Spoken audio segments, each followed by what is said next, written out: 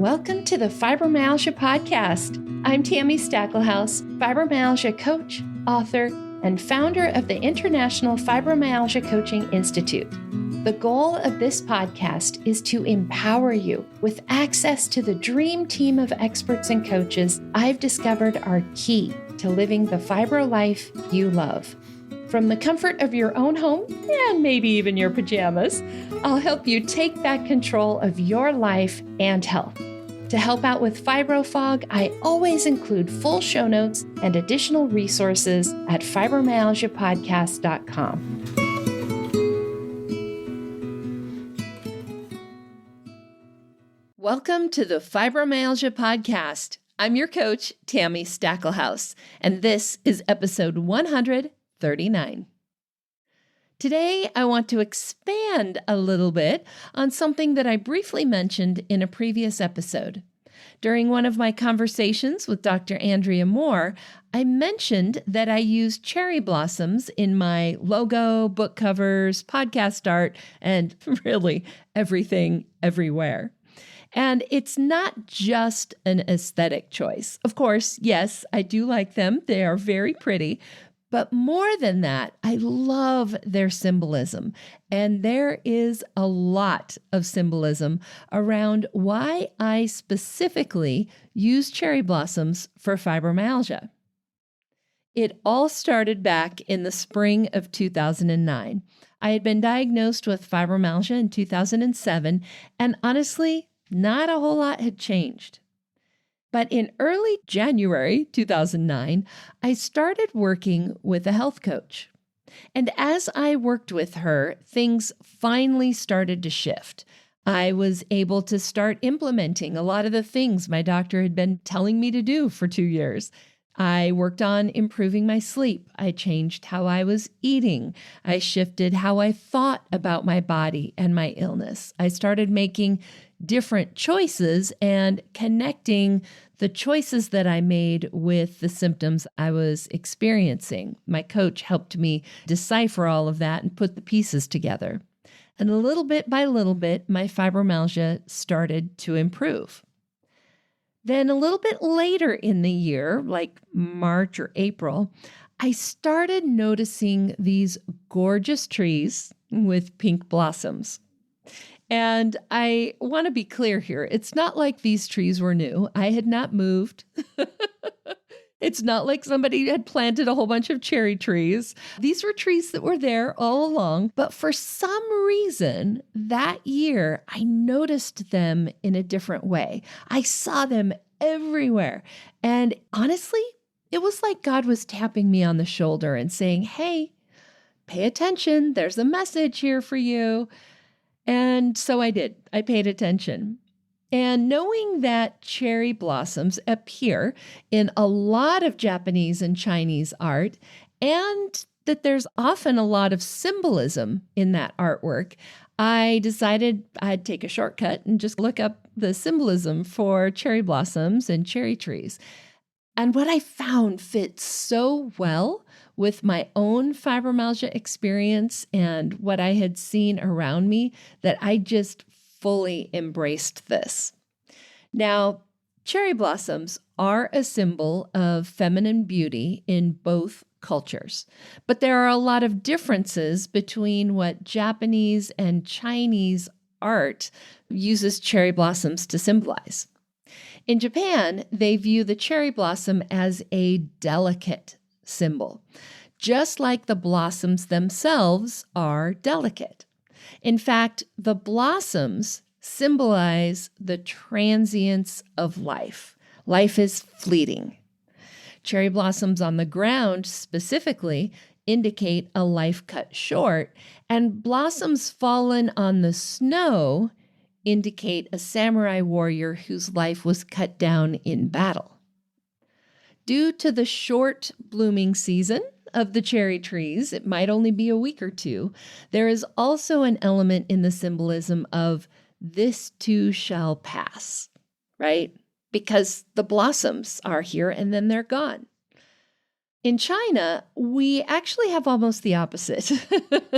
The cherry blossom is actually seen as a symbol, yes, of feminine beauty, but also strength. I even found one reference that stated that these blossoms can symbolize feminine dominance. It is for sure a symbol of power. Now, you may already be seeing some of the parallels between cherry blossom symbolism and fibromyalgia, just with how I've described this. But I do want to go into some more specifics so you know how I view them and why I use them as my logo and my symbol. How I view them also has not really shifted over time, more it's deepened. And the longer I do the work that I do, the longer I work with the fibromyalgia community, the more deeply I believe that this is such a great symbolism for our experience. And so I'm sharing this from the perspective, of course, of somebody who has fibromyalgia, someone who was disabled by fibromyalgia, and who found a way to recover to the point that my fibromyalgia is now in remission and I'm helping others. Now, when I was first diagnosed, it really did feel like my life had ended. It was like a death. I was that cherry blossom who had fallen on the ground, indicating a life cut short, my life cut short. In addition, I felt like my body was falling apart, that my body was fragile, like those cherry blossoms. My husband, Scott, used to joke that I was delicate and sensitive.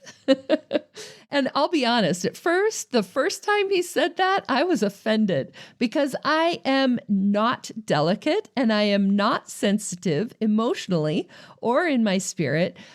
But the more I thought about it, the more I had to agree that, yeah, my body is I was just going to say little sensitive, but it's not. My body is sensitive, full stop.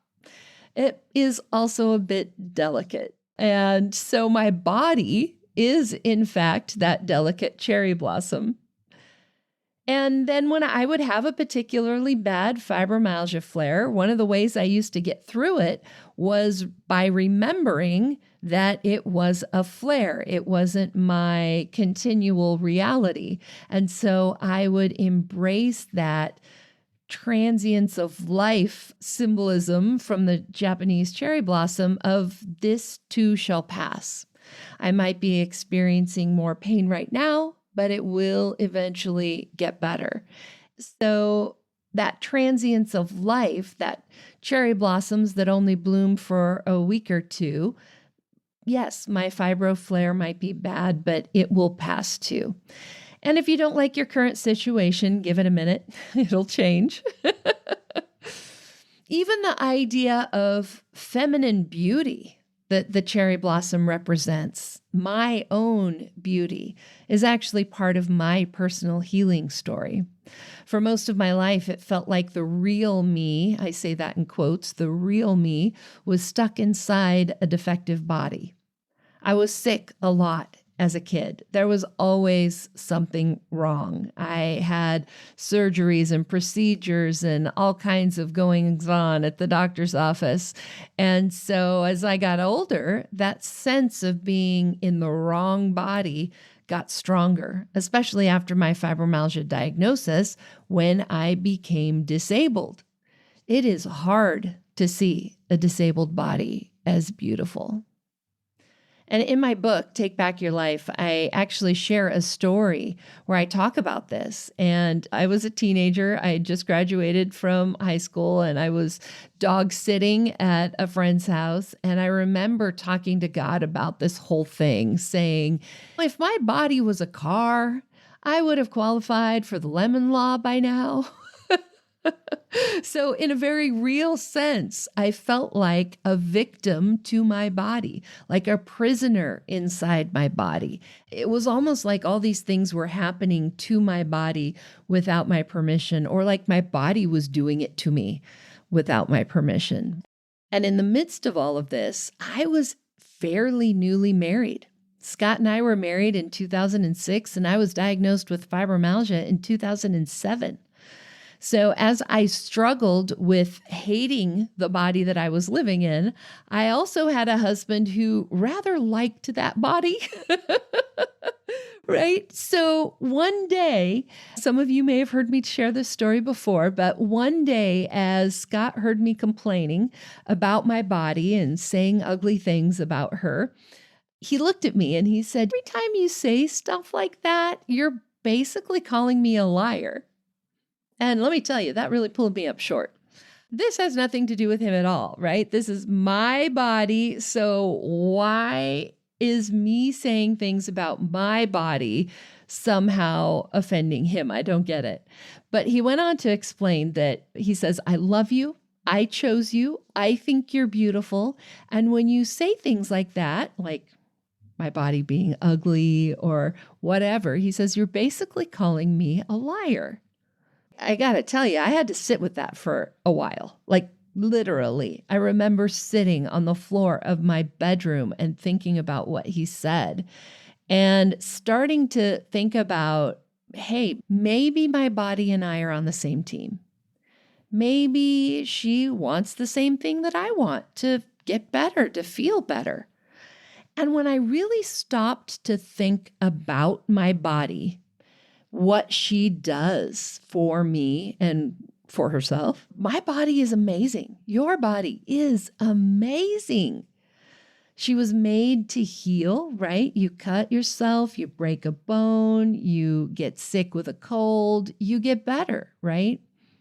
Your body was designed to take the raw materials that we give our bodies, right? The things that we eat, and use those materials, right? The nutrition, the sleep, all of that we give our bodies, and to use them to heal so that then our bodies can be what we need them to be. And even if something can't be fixed, it's not our body's fault.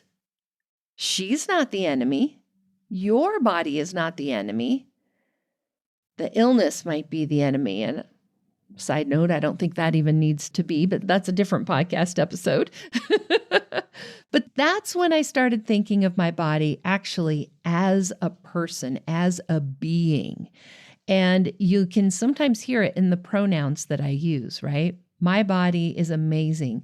She was designed to heal. She is amazing.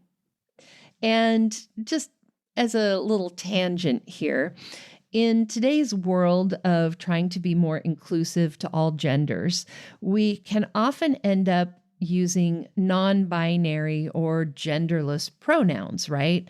When you say hello to a group of people, and maybe there's men, maybe there's women, you want to be all inclusive.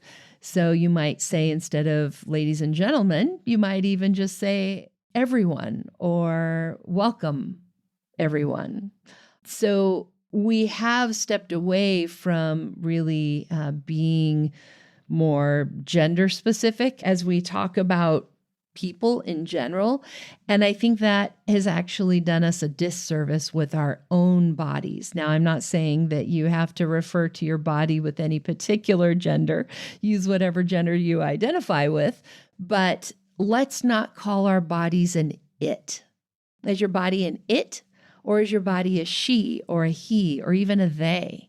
There is this disconnect that happens when we think of our bodies as an it, as something outside of ourselves. It is what you would use for a table or a chair. We don't even call our cats and our dogs and our animals that we love, we don't call them its, right? So what about your own body? Your body is a person. That person is you. And when you make your body an it, you're separating yourself. There's you, and then there's your body, which is this other thing. And you may have needed to create that separation at a certain point just to get through the day. Maybe things have happened to you where you need to make that mental separation. But you can only heal to a certain point if you stay separated. So in order to really feel your best and to really heal, you are going to need to come back into union with your body. And I think a great way to start that conversation is to start to see your body as a person, as a she, a he, a they, if you're non-binary, but not an it. So back to our main conversation here after that little side note. In my journey, I started to see that my body was truly beautiful, and maybe not necessarily in the physical, pretty, beauty sort of sense, but if nothing else, she was beautiful in a very functional sense, right? How each of our bodies function is incredibly amazing and beautiful. We eat food that fuels body processes. We create hormones. We breathe even when we're not thinking about it. We don't have to tell our hearts to beat. Our bodies regulate temperature. Our bones heal. Bruises heal. Then there's all the mysterious things that happen in our brains and our bodies that allow us to think, to feel, to be in relationship with other beings, and to simply be who we are.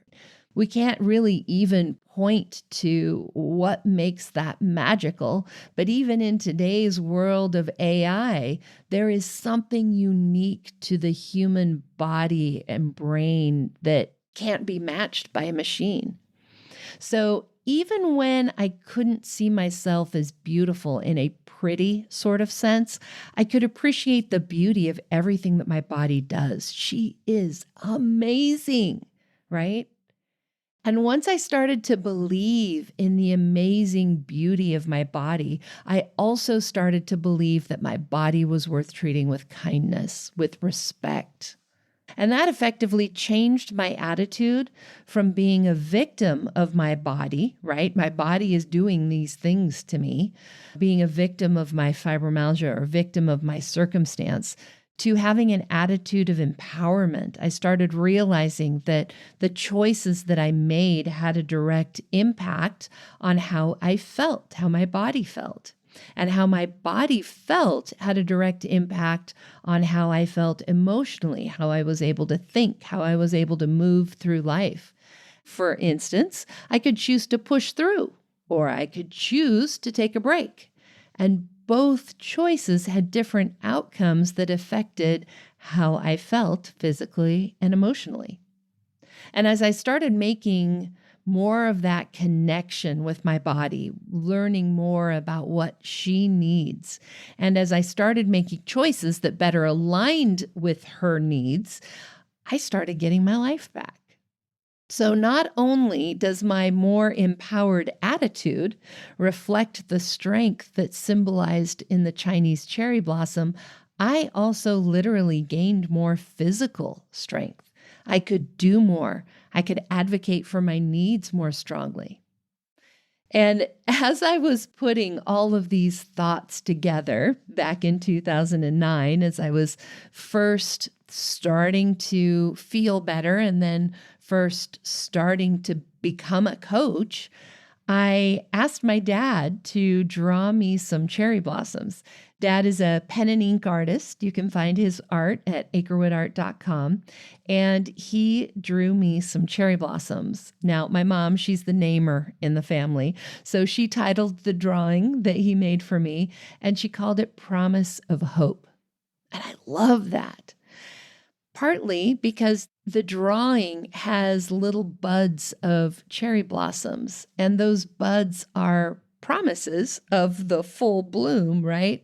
And those buds are also buds of hope. They're the promise of hope that were in my heart when I was so sick and disabled.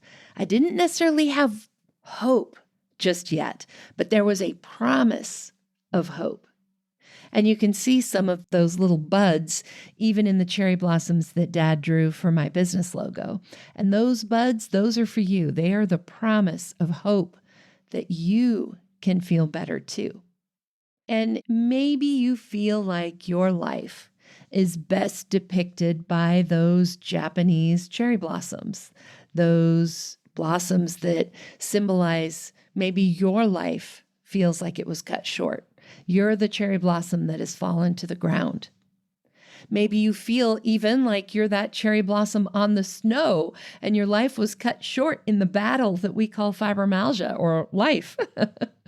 Maybe you feel like your good days are few and far between, like the blooming season of those cherry trees, that it's just so short. And if that resonates with you, then consider embracing the rest of that cherry blossom symbolism, that this too shall pass. Yes, maybe those good days are few and far between, but these bad days will pass.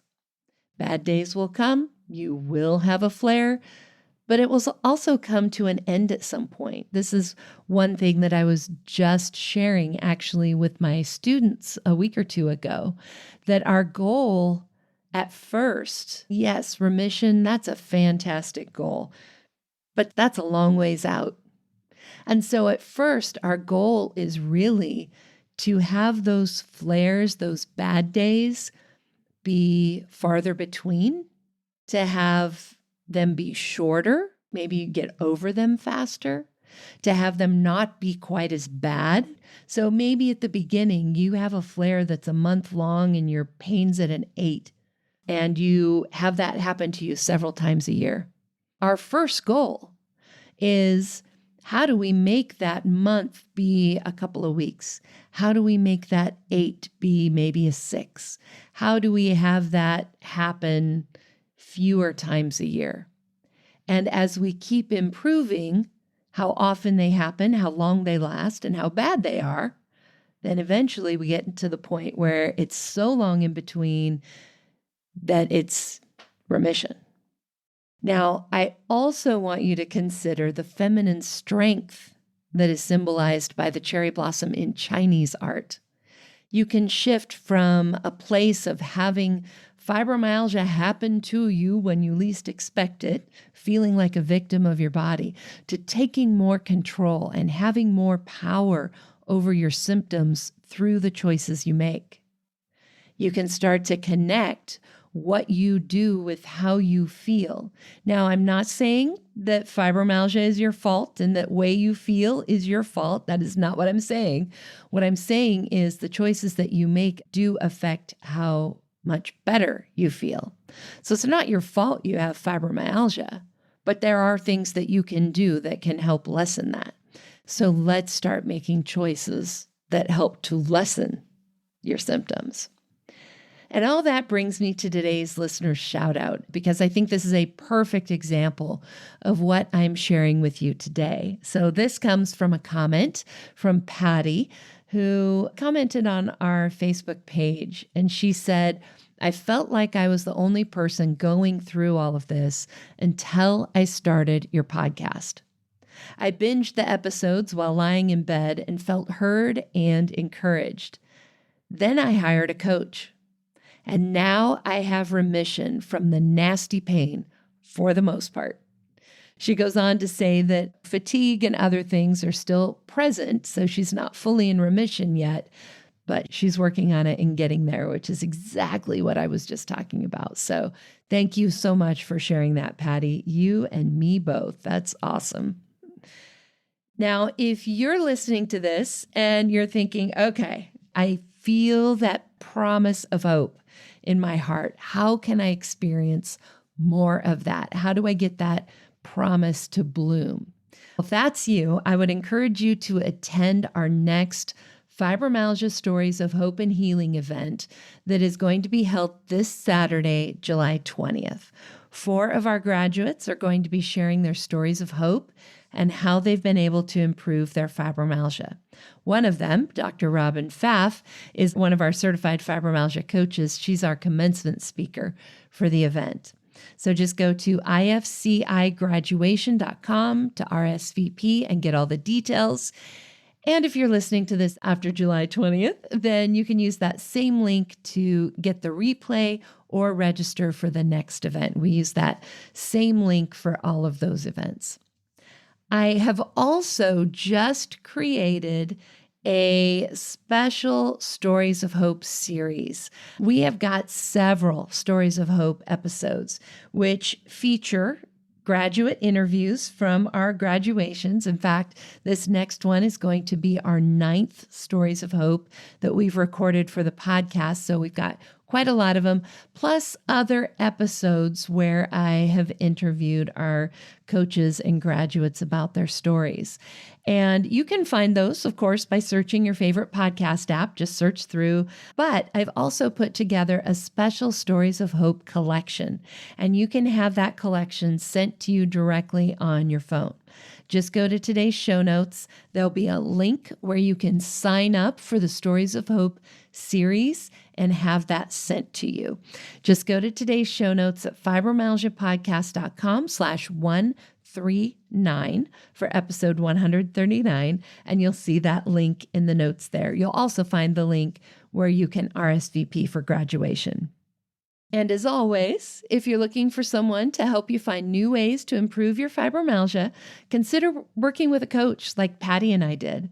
You can sign up for a consultation with a certified fibromyalgia coach or a student coach in training at findafibrocoach.com. I'll be real upfront here. My calendar is not open very often, but if you would like to meet with me, that is sometimes a possibility. If you don't see any openings, just send us a message and say, hey, I'd like to schedule with Tami, and I will let you know if I can make that happen. Now, our next episode is our Ask the Coach episode. I think of these as the Dear Tami episodes, where I answer questions sent in by you, and we do these every 10 episodes. For episode 140, I'm answering a question sent in by Natalie, and it's a question that we all face at some point. She says, I'm having trouble finding my team, as you call it. I often feel so alone in this.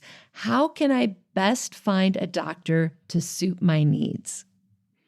Now, like I said, this is a question we all face at some point. I do have some tips for you, so be sure and come back next time, and I'll have those tips to help you find a great doctor. Until then, start looking for those cherry blossoms and see how you can incorporate some of what I've shared today in your own journey, your own acknowledgement of your body and your fibromyalgia, and help some of those buds, that promise of hope that might be in your heart, help those bloom.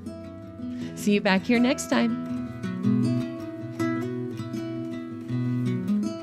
And that wraps up another episode of the Fibromyalgia Podcast. I'm your coach, Tami Stackelhaus. For daily doses of hope, inspiration, and practical advice, come hang out with me on Facebook. Visit facebook.com/fibrocoach to find my personal coaching page and connect with me directly. To find the show notes, additional resources, or to schedule a consultation with me or one of my coaches, visit fibromyalgiapodcast.com.